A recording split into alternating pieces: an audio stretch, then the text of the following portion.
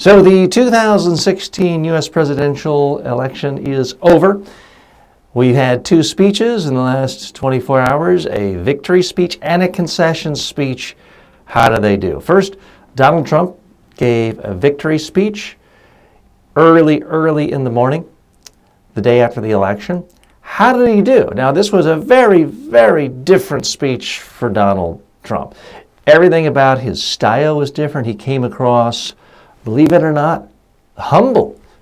He came across as someone who seemed happy, but yet not in any way arrogant or boastful. His message was that of inclusion. He talked about being president of all the people. Now, this is in stark contrast to most of his campaign messages for the previous 17 months, where he really stressed that he wanted to be the president primarily for white Christian people in America. So his message, much broader, much more inclusive, quite generous to Hillary Clinton. Said nothing but positive things about her. Gone were all the references to locking her up, appointing investigators. Talked about how dedicated she was, how hard she had campaigned. Completely, utterly gracious. The other fascinating thing about what he put out there was his main sort of policy initiative. He talked about building infrastructure. Now, it is true he did talk about building infrastructure throughout his campaign, but that was typically seen as a second-tier, even third-tier issue behind immigration, banning Muslims, putting up a wall between the United States and Mexico. Now, interesting that building infrastructure is a message that, in fact, appeals more to Democrats and to liberals than it does necessarily conservatives.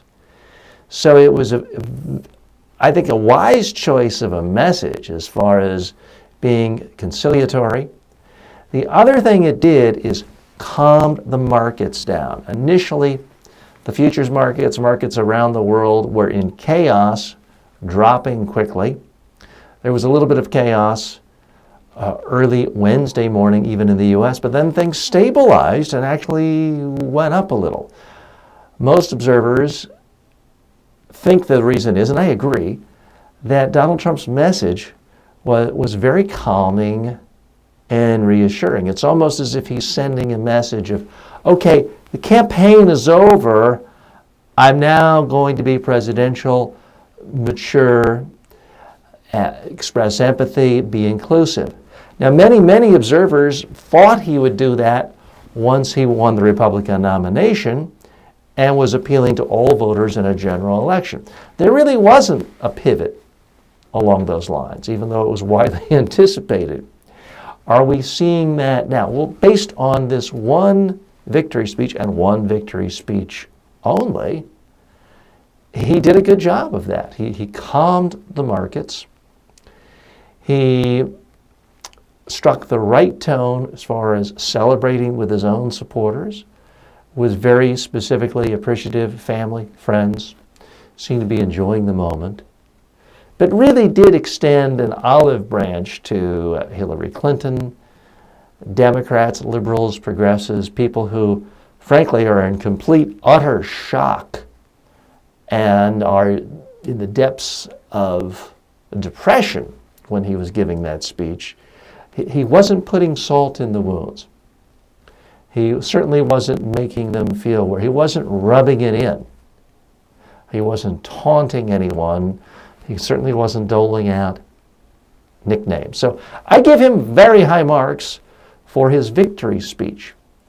Of course, as president, you get to speak all the time, nearly every day.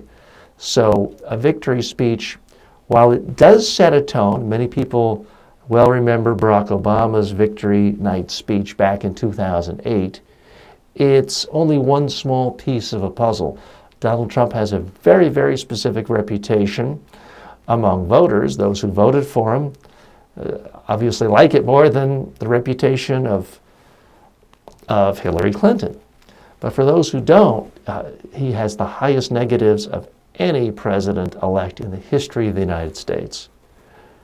A speech like this does help. It doesn't erase overnight the negatives, but it did help him take one positive step in the right direction.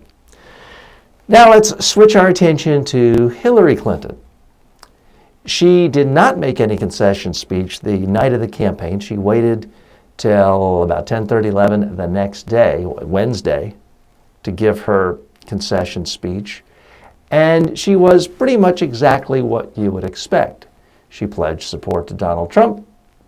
She said, he's now my president. He's everybody's president. Anything I can do to help.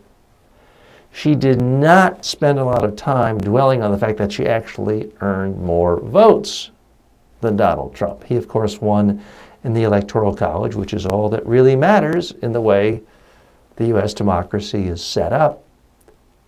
She didn't try to minimize his credibility as president. She didn't suggest that his election was rigged or that his presidency was illegitimate, even though she did win more votes than he did, and that's only happened 4 other times in the history of the United States, Al Gore being the most recent one, and George W. Bush having fewer overall votes in 2000.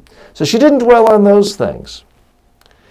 I think that her supporters were very impressed, and she seemed like a class act. She also, frankly, seemed very upbeat. She obviously has to have been profoundly disappointed. Anyone who runs for president and spends a couple of years of their life working that hard and doesn't win has got to be profoundly disappointed. I don't care if you lose 49 states and it's not a surprise, it's still got to be wildly disappointing.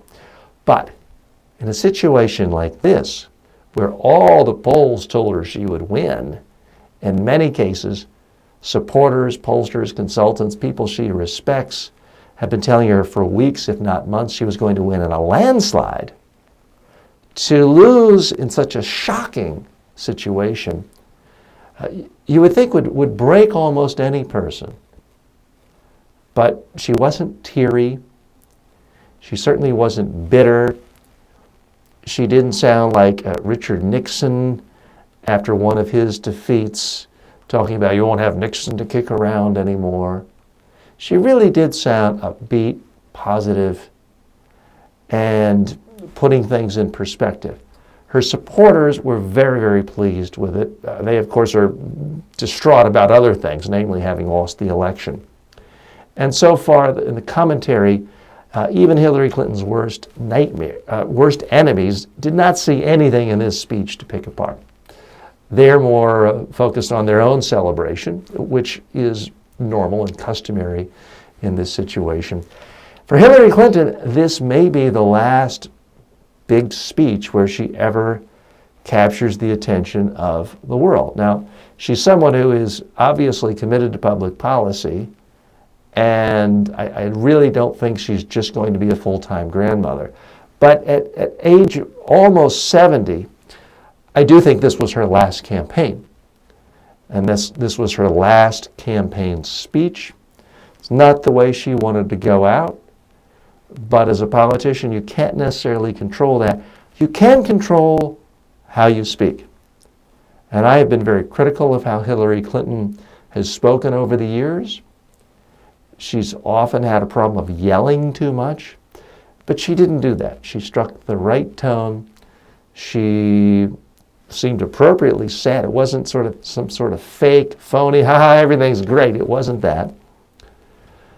She had the right tone. She was very, very positive and supportive of Donald Trump, the president-elect. She was very gracious towards all the people who worked for her.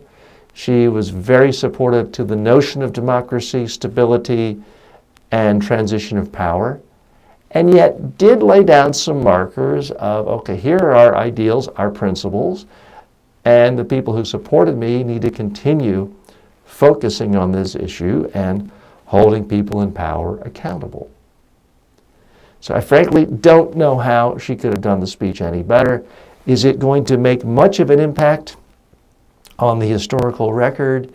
No, but it's a nice way to go out, and it's a lot better than your final statement going out leaving a bad taste in people's mouths. And I would give high marks to both the loser in this situation and the president-elect as far as their very first speeches after the ballot box is closed and the votes were counted. They both did as well as they could possibly do. I'm TJ Walker. Thanks for joining me. What do you think? Post your comments. You can post them here on YouTube, on my Facebook page, on Twitter at TJ Walker, or the new podcast blog at Speaking with TJ Walker. Thanks a lot.